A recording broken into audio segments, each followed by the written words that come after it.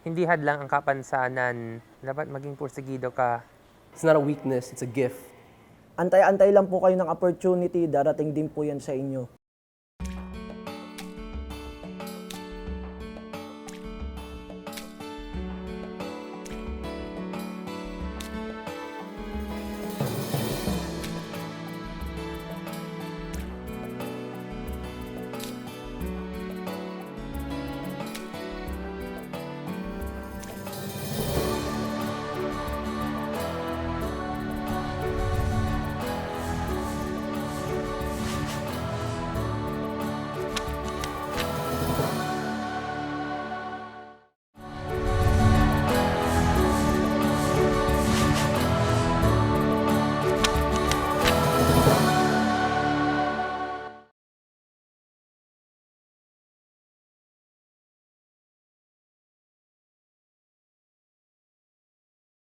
As a parent siguro, nung first, medyo parang gugunaw yung mundo, yung that's the saying.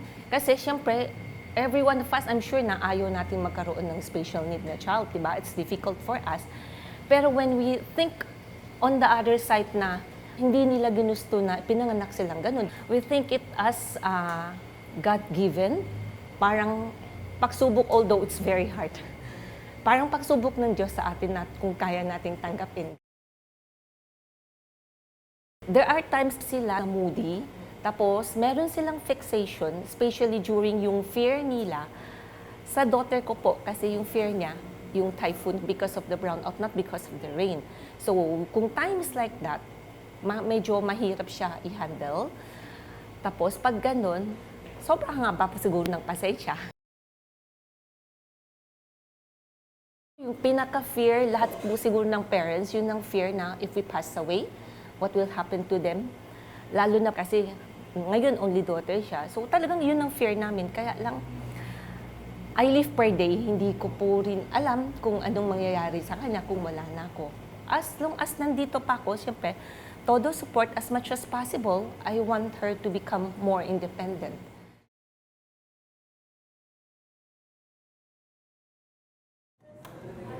Good morning po, welcome po sa Gourmet Gypsy. Ako po si Paulo Miguel Conejero Nobleza po. I'm 26 years old. Ako po ay isang host, tagabukas po ng pinto, tagabigay po ng menu, tagadala po ng mga customer sa table, at I'm taking orders po. Masaya po akong nagtatrabaho dito. Masaya po ako dahil sa tulong po ni Ma'am Waya na nakapasok po ako sa work program galing sa school na sa Open Hand, School for Applied Arts. Pagluluto, tapos natutong mag-aaral ng mga subjects na turo nila Ma'am Waya about respect sa ibang tao, palakaibigan po sa ibang tao, tsaka ano po, natutong makipag-usap sa mga customer na laging pumupunta po rito sa Gourmet Gypsy.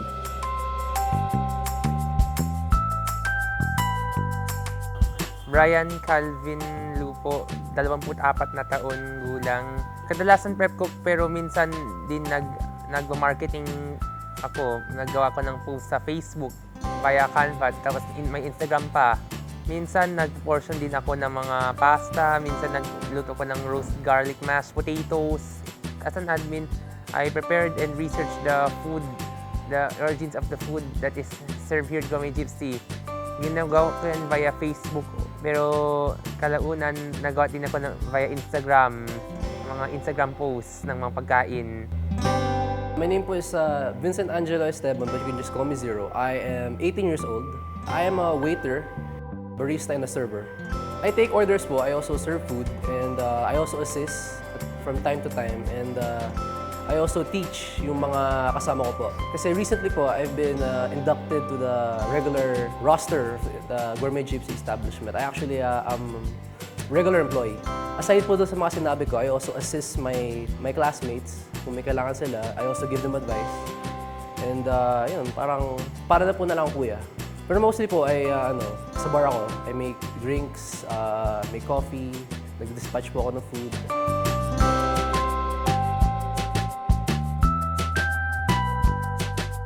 Gourmet Gypsy opened in November 2014. Binuksan namin to para maging training ground ng mga bagong graduates namin from Open Hand School for Applied Arts na isang vocational school for young adults with special needs. Ang gusto naming ma-achieve nun is ma-testing kung yung mga tinuturo ba namin actually works in a real work setting, na kung yung mga matututunan nila sa vocational school, pwede nilang magamit sa totoong buhay, sa totoong trabaho. So, kaya namin to ginawa na parang maging supported work environment para sa mga may kapansanan. Nag-umpisa yan dahil chef ako, tapos pag summer, nagtuturo ako ng cooking sa mga bata. May nag-enroll sa akin na isang bata na may autism. So, tinanggap ko naman, sinubukan namin, at nag-enjoy ng husto yung bata. At nagtanong yung magulang kung pwede namin gawing year-round na yung cooking lesson. So, ginawa naman namin. Di naglaon, ang dami na nung mga kabataan na may special needs na nag-enroll dun sa cooking classes ko. Pero nakita ko, hindi siya sapat. Yung pagbibigay lang ng cooking lessons, hindi pa sapat para makakuha sila ng trabaho. At nakita ko rin na kung gusto natin silang maging independent, kung gusto natin silang maging productive na mga miyembro ng ating lipunan, ang kailangan talaga nilang magawa ay makapagtrabaho. Yun yung pinaka-importanting factor na mabibigay natin sa kanila para magkaroon sila ng integrity, ng dignity, at para maging productive members of our society. So, inisip namin kung paano mangyayari yun. So, ang ginawa ko, nagtayo ko ng eskwelahan, yung Open Hand School for Applied Arts. Kumuha kami ng mga iba pang mga special ed teachers para tumulong sa akin na magbuo ng curriculum na mapupunuhan yung mga kakulangan nila para umabot sila sa point na pwede silang makapagtrabaho. So, after 3 years, nakita namin na magandang programa, natututo na sila talaga at handa na kaming magpatapos ng ilang mga estudyante. Inisip naman namin, saan namin sila dadalhin? 'Di ba? Pakakawalan na lang ba natin sila kagad sa mundo at hayaang maghanap ng trabaho? So naisip namin itayo ito para magkaroon sila ng transition. Hindi mo matuturo yung financial management kung wala silang perang hinahawakan, 'di ba? So kasama dun sa training na ginagawa namin sa kanila, paano mag-manage ng sweldo. So pinapabayad namin sila ng isang maliit na bill sa bahay nila, bumili ng sarili nilang mga toiletries, matuto silang mag-ipon, tapos matuto rin silang magsubi ng kaunti para sa recreation.